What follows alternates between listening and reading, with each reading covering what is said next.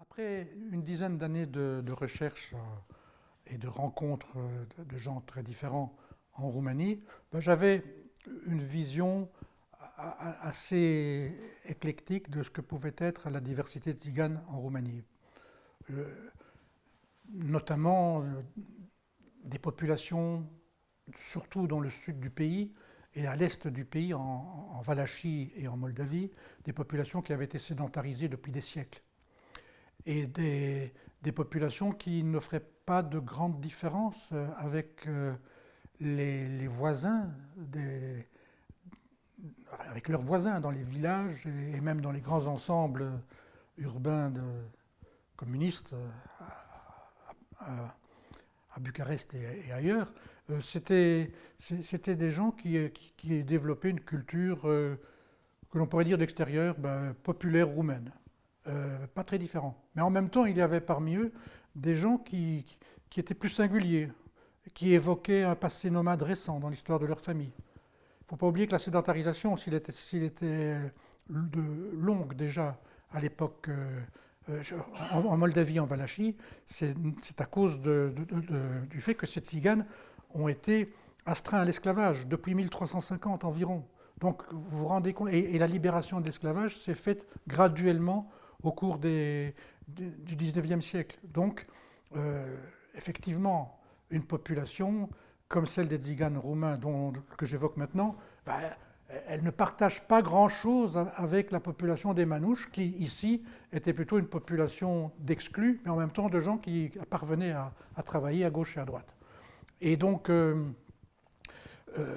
mais en dehors de ces populations d'anciens esclaves, il y avait des populations qui étaient restées nomades dans d'autres territoires de la Roumanie, notamment de la Transylvanie, et qui se trouvaient aussi installés en Valachie ou en Moldavie, qui étaient des chaudronniers, d'anciens chaudronniers ambulants, des gens qui développaient une culture extrêmement sophistiquée, sur lesquels on connaissait beaucoup, parce qu'ils s'étaient lancés dans une migration à l'échelle mondiale à la fin du XIXe siècle et surtout à partir de 1917, au départ de la Russie. Ils étaient proches du milieu tsariste et donc c'est en tant que Russes blancs souvent qu'ils s'étaient échappés de la Russie, qui devenait communiste et qu'ils étaient venus en Occident, etc.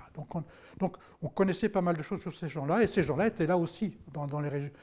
Donc je rencontrais des gens différents. Et puis en Roumanie, dans la Roumanie la partie de la Roumanie transylvaine qui avait été annexée après la Première Guerre mondiale et qui dépendait initialement d'un grand empire, gigantesque empire d'Europe centrale, l'empire austro-hongrois, et bien là, on avait des tziganes qui, pour les uns, étaient plus proches des Manouches, pour d'autres, étaient des gens qui avaient subi une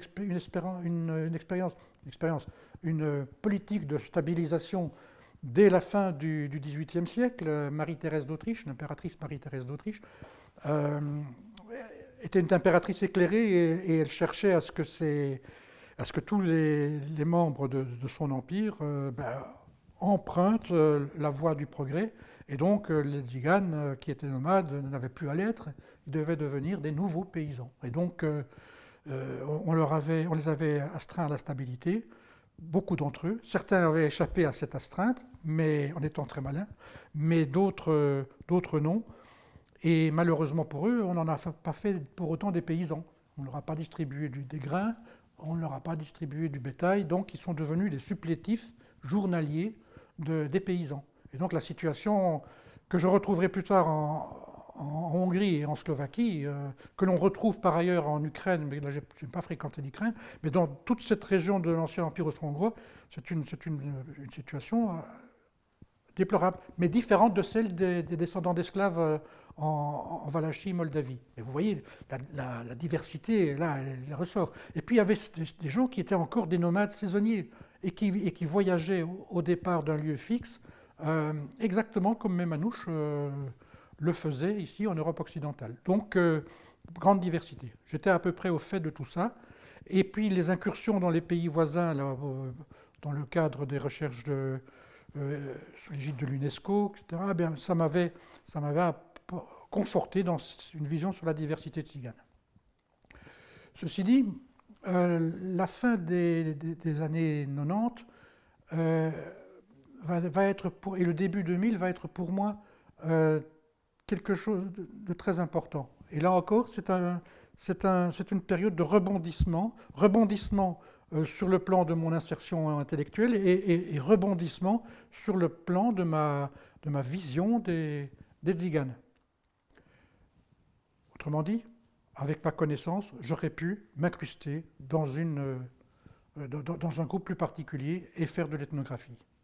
Mais il y avait différents éléments.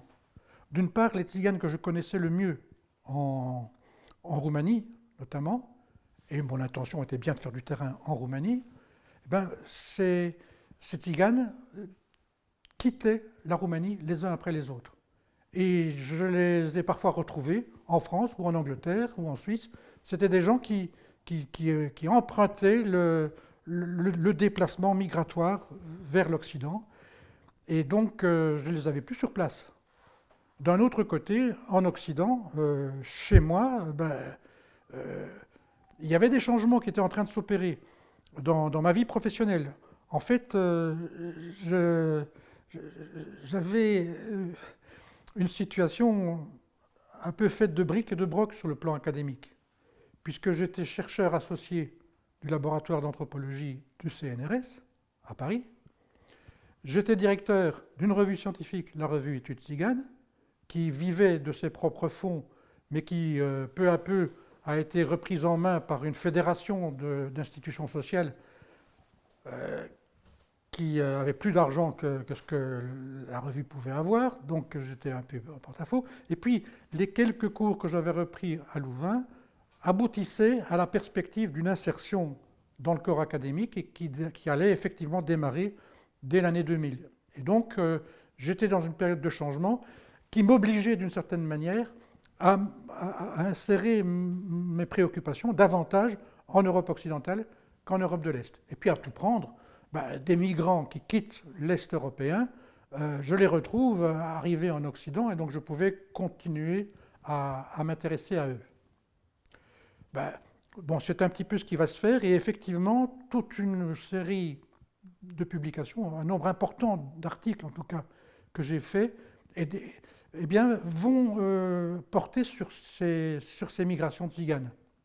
Alors, les uns sont des articles de sensibilisation générale, bon pour le grand public, bon, qui portent sur la destinée tzigane, sur la très grande période, depuis l'Inde ancienne, auquel le plus grand monde accorde beaucoup d'importance aujourd'hui, en tout cas chez les anthropologues, et puis les périodes récentes, ou alors c'était dans la foulée un peu de mon rapport pour l'OCDE, quelque chose de beaucoup plus charpenté qui reposait sur des investigations dans les pays d'origine et puis sur les formes d'insertion dans le pays d'accueil.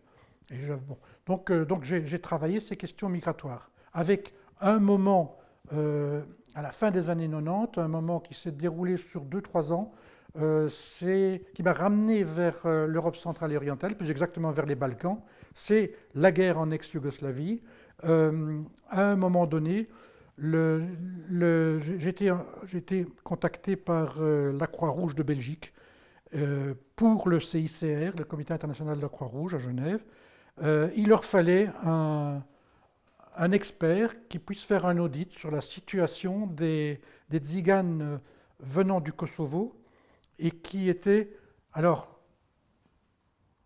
écoutez bien, déplacés au vu des autorités serbes du Kosovo vers Belgrade, vers le nord de la Serbie en quelque sorte, et qui pour les Occidentaux, les ONG notamment, et puis le CICR, étaient considérés comme des réfugiés. Mais être considérés comme des réfugiés, ça amène des interventions juridiquement organisés. Et, et donc ça aurait entraîné, en fait, l'État serbe à reconnaître le Kosovo comme étant pays différent.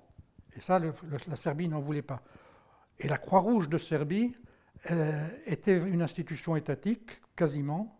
Et donc, c'est elle qui prenait en charge les réfugiés, d'où qu'ils viennent, mais pour les Tziganes, les déplacer.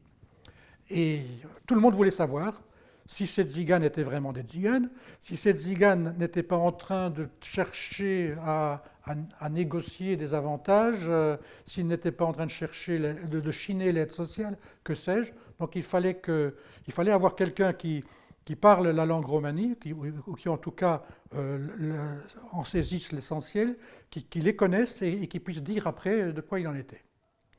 Bon. Donc je suis retourné à plusieurs reprises en Serbie sur ces périodes-là. C'est une période tout à fait intéressante. Bon, qu'est-ce que j'ai pu dire? J'ai été piloté par des Tziganes qui, comme ailleurs, étaient, notamment en Roumanie, étaient des gens très différemment investis dans la société serbe.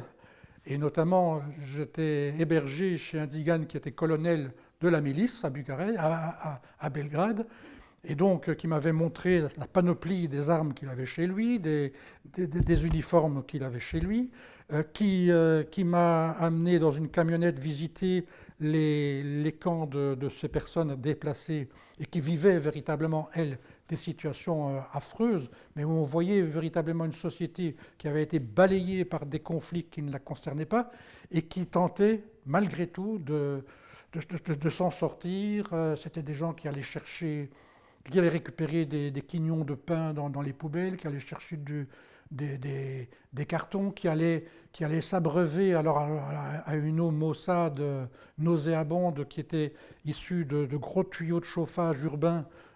C'était très généralisé dans les villes communistes à une époque, et donc il y avait des fuites dans les raccords entre les pipelines, et donc c'était là où ils allaient chercher l'eau. Enfin bref, c'était des gens qui étaient dans une situation épouvantable. Et puis moi j'étais baladé de l'un à l'autre dans la fourgonnette de quelqu'un qui était colonel et que tous les policiers qui n'étaient pas des Tziganes nécessairement saluaient. Et donc là je me rendais bien compte de la diversité des situations, et comme je l'avais fait en Roumanie, je me rendais compte du fait que ce n'était pas une population nécessairement jetée hors de la société, elle avait sa place dans la société, et elle n'était pas nécessairement une population soumise à la problématique des droits de l'homme, des gens qui devaient être absolument reconnus. Donc ça m'a permis non pas de dire que tous les Tziganes sont des gens bienheureux qui vivent de la pluie et du beau temps. Non, effectivement, je le dis bien, je rencontrais des gens dans des situations délicates, très sérieuses, comme en Roumanie, des gens qui avaient construit des maisons en torchis sans fondation et avec des toits, je parlais du carton tout à l'heure, des toits en carton, enfin bref, des gens qui devaient refaire leur maisonnette en marge des villages, etc. Enfin, des situations délicates. Mais il y avait aussi toute une intelligentsia. Quand les premières fois où j'étais allé à Bucarest, en début des années 90, je rencontrais chez des Tziganes lettrés des jeunes couples d'étudiants fraîchement sortis de l'université de Bucarest et qui étaient des philologues et qui parlaient de littérature française ou de littérature roumaine ou anglaise beaucoup mieux que moi je n'aurais pu le faire, et donc des gens qui étaient musiciens ou issus de familles musiciennes, bien sûr anciennement nomades, mais qui avaient fait l'académie et qui en savaient plus sur Mozart et sur Beethoven. Bref, la culture des Tziganes, ce n'était pas une culture autre, c'était une culture partagée avec celle des meilleurs gadgets. Et en même temps, il y avait parmi ces Tziganes des roublards, il y avait parmi ces Tziganes des petits mafieux, il y avait des Tziganes qui étaient des gens cherchant à survivre au mieux. Bref, cette grande diversité. Et donc, c'est avec toute cette connaissance-là, avec ce retour bref en Serbie, que j'aborde le début des années 2000. Et À cette époque-là, je- je- j'ai d'abord, au niveau des études tziganes, une prétention, une préoccupation, c'est celle de rendre cette revue la plus audible possible ou la plus lisible possible et qu'elle puisse atteindre des gens, alors si possible des tziganes, mais les travailleurs sociaux, les gens qui s'intéressent aux tziganes, etc. Et donc il fallait faire un gros travail parce que cette revue datant de 1955, pour les chercheurs, euh, c'était une revue qui avait sensiblement quitté un format de bulletin associatif, et ça, au début des années 70, et puis qui cherchait son chemin, mais qui n'était pas trop professionnel. Il y avait des fautes d'orthographe, il y avait des erreurs typographiques, il y avait une malfaçon. Bah, comme diraient les bénédictins, nous sommes des êtres humains et on cultive un peu la malfaçon pour montrer que nous ne sommes que des êtres humains. Alors à ce niveau-là, les malfaçons de la revue l'incarnaient bien comme œuvre humaine. Et quand j'étais quand j'étais devenu le directeur de cette revue au début des années 90, ma première idée, c'était d'éviter les conflits entre les chercheurs et les travailleurs sociaux. Et donc, il fallait absolument aller dans le sens de cette revue, cette revue, qui depuis la fin des années 80 se tâtonnait. Faire comme au début des années 50 et 60 et 70, 70, une revue qui touche à tout, numéro après numéro, ou bien s'orienter peu à peu sur des thèmes plus particuliers. La santé, par exemple, ou alors un thème qui touchait fort la France, toute la problématique du stationnement et de l'habitat. Il faut bien dire qu'en France, il y avait l'abbé Pierre qui avait secoué depuis un certain temps l'État et tout ce qui était social pour disons, la question de l'habitat des plus démunis. Et une partie des tziganes relevait de cette question-là, indubitablement. Donc la revue tentait d'accrocher l'intérêt de lecteurs potentiels en devenant plus thématique. Ce côté thématique a été systématisé à partir de 1993 avec le lancement d'une nouvelle série. Et cette nouvelle série a commencé par un premier thème qui s'accordait bien à ce que j'étais en train de faire, c'est les tziganes en Europe. Et donc, c'est porté surtout sur les migrations tziganes, un premier audit de leur situation à l'Est et pourquoi ils bougeaient vers l'Ouest, etc. Et puis, il y a eu toute une série de numéros sur l'identité, sur le droit, sur la santé, sur la scolarisation, sur les camps d'internement, la situation durant la Seconde Guerre mondiale, etc., sur l'économie, etc. Donc, et en même temps, en même temps qu'il y avait ce changement au niveau du contenu, il y avait un changement au niveau du format. La revue quittait la cinquantaine de pages pour être une revue de 180 à 200 pages et paraître 4 fois par an. C'était en tout cas ce qu'on cherchait à maintenir. C'était surtout pour des questions de développement, enfin pardon, de frais par rapport à la poste, etc. On avait un avantage si on était une revue régulière. Donc, 4 fois par an.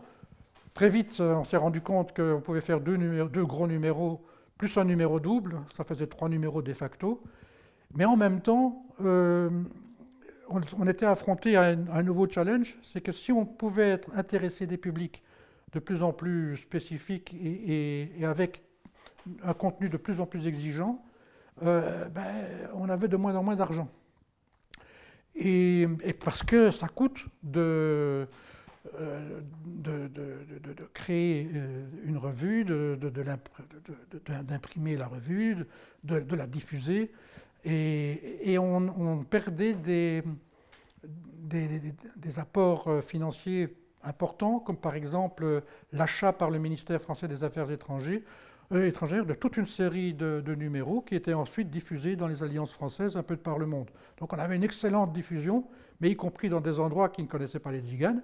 Mais enfin, c'était quand même une manne financière, et puis voilà, et puis il y en avait d'autres. Donc il fallait chercher à trouver un meilleur financement. Bon. On ne l'a pas trouvé.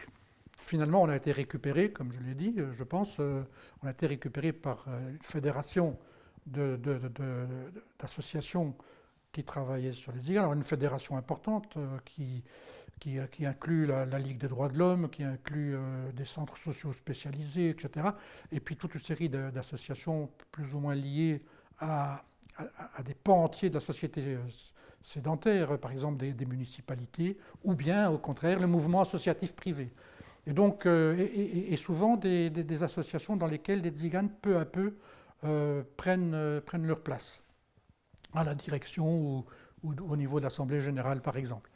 Mais moi, alors, ma préoccupation, puisque le financement était de nouveau assuré par cette fédération, mais c'était toujours limite, je me suis dit il faut renforcer absolument l'aspect l'aspect scientifique et l'aspect de la diffusion. Et j'ai mis en place il y avait un comité de lecture, mais c'était un comité temporaire.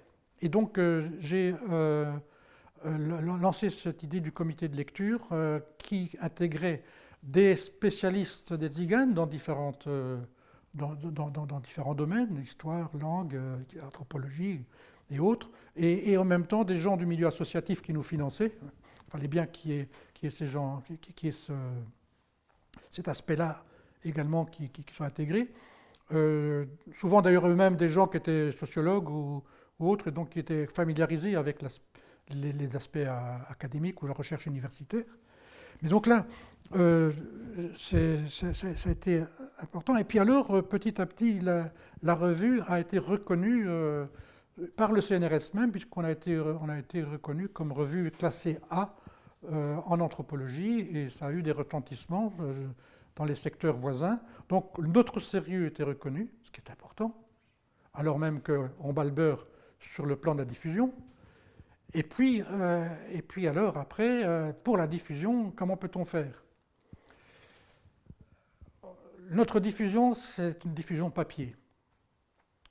Alors même qu'on est dans un monde qui de plus en plus s'ouvre à la diffusion électronique. Donc il y a un challenge, il y a quelque chose là à faire. Et on a réussi petit à petit à s'implanter. Pour ce qui concerne tous les numéros de 1955 à 1993, 92 on va dire, la diffusion est assurée par Gallica, donc la Bibliothèque nationale de France. Vous pouvez retrouver les vieux numéros là-bas. Toute la nouvelle série se retrouve sur le Cairn. Donc on a une diffusion dans le monde intellectuel et dans le monde des gens qui s'intéressent au domaine tzigane qui est susceptible d'être très correcte. On est reconnu. Et donc sur le plan scientifique, donc il faut continuer. Et aujourd'hui, je dirais que c'est notamment sur le plan du comité scientifique que je cherche absolument à maintenir les choses, voire à les transformer, parce que la période des chercheurs reconnus est terminée, et puis une période de jeunes chercheurs travaillant sur les tziganes est beaucoup plus sophistiquée, avec une connaissance intellectuelle beaucoup plus pointue, et notamment aussi bien en anthropologie qu'en histoire. Eh bien, ces chercheurs-là s'insèrent et au CNRS et dans des domaines différents, ont des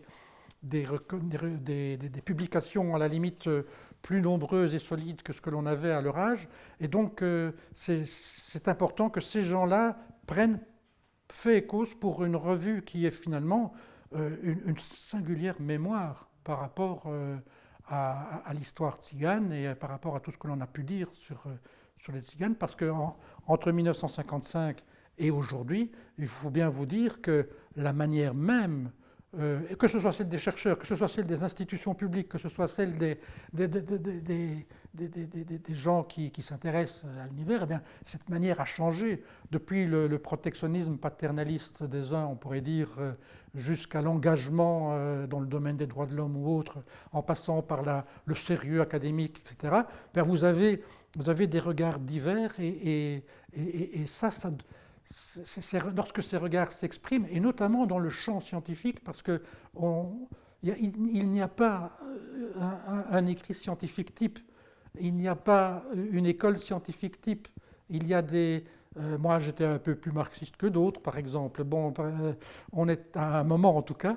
Et donc, il y a une diversité qui a le droit d'être exprimée et qui a le droit d'être lue.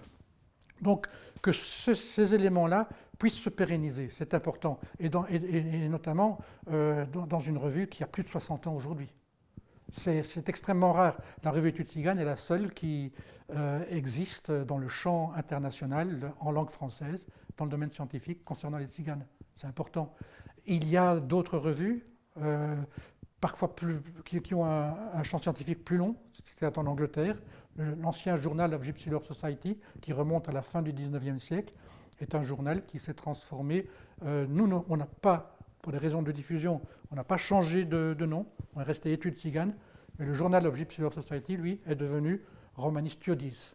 Et donc, vous avez effectivement ces deux pôles qui travaillent différemment, mais qui sont dans l'ordre qui occupent le champ de la diffusion scientifique concernant les Tziganes. Et puis, dans les pays d'Europe centrale et de l'Est, il y a une série d'universités qui, aujourd'hui, ont intégré des départements qui sont spécialisés dans le champ des études romanies, on va dire. Donc, on n'est pas les seuls, mais on a une voix singulière à apporter. Et notamment, c'est une voix qui est étayée aussi bien dans différents secteurs des sciences humaines que dans le secteur de l'histoire, et peut-être aussi au niveau de la linguistique, chez les jeunes chercheurs français. Eh bien, cette singularité, c'est celle de considérer ces Tziganes comme étant des co-citoyens. Ce sont des citoyens, et ce n'est pas un peuple qui est comme ça hors du circuit et qui est marginal en tant que tel. Non, c'est plus complexe. Cette histoire de la citoyenneté française est intéressante. C'est la Constitution française. Hein. On reconnaît des cultures corses et des cultures bretonnes et autres, bien sûr, mais sur le plan constitutionnel, il n'y a pas une démarche politique qui va dans le sens de la reconnaissance. C'est pareil pour les Tziganes, on peut reconnaître des apports à la culture et on peut reconnaître aussi cette diversité. C'est aussi pour ça que la revue maintient l'expression tzigane. L'expression tzigane n'est pas une expression tzigane, n'est pas une expression qui relève de la langue tzigane, c'est une expression extérieure. Ça remonte au grec médiéval à Tsinganoi, qui concernait une secte religieuse dans l'Empire byzantin, auquel les Tziganes les ancêtres ou des ancêtres des Tziganes on peut être assimilés. Et puis ça signifie surtout la personne qui ne touche pas. Sous-entendu, les gens qui ne sont pas du même monde religieux qu'eux. Et donc aujourd'hui, on a maintenu cette idée parce que dans le champ du social, dans le champ du politique, dans le champ tzigane, le terme tzigane est de plus en plus perçu comme péjoratif par les gens des pays de l'Est. Il est assimilé à l'esclavage, alors même que en Europe occidentale, c'est beaucoup plus complexe. Tzigane, c'est la musique, etc. C'est plus valorisant. Et chez nous, en tout cas dans les pays d'Europe occidentale, France, Belgique, on pourrait dire, Tzigane, ça remplace aisément la diversité. Et les groupes divers ne sont pas des petits groupes, ce sont des groupes quantitativement numériques, quantitativement importants. Voilà.